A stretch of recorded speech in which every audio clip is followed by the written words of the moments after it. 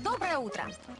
Если у вас в машине что-то гремит или стучит, это не обязательно под капотом. Это может быть что-то в багажнике. Для этого нам не нужны мужчины. Мы с этим справимся сами.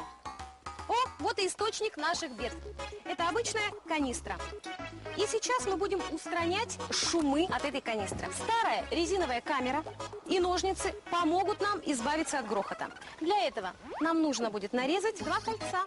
Работая ножницами, будьте аккуратны, не пораньте себя. Ведь вы нам очень дороги. Ну вот, теперь нам остается натянуть эту резиночку на камеру. Делается это очень легко. И с другой стороны.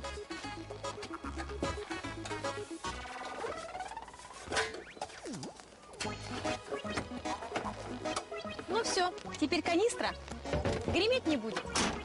Можно ехать.